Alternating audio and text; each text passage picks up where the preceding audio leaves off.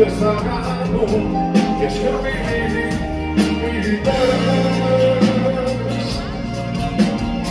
Χαρούμενα και προσδοκία γεμάτα να γελάσουνε με κάποιον τρόπο όμως λένε δεν γέλασαν ποτέ. Νόμιζα κάτι που μπορούσε βέβαια να μας σώσει. Εγώ που δεν σας γνώρισα ποτέ σκεφτείτε εγώ ένα καράβι να σας πάρει και σαν να μας πάρει. Ένα καράβι που πολύ μακριά από δικού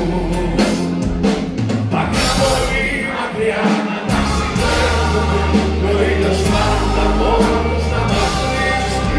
Εσείς σιγάρο κάμερ να καθίσετε και εγώ σε μια γωνιά να πίνω ουίσκι.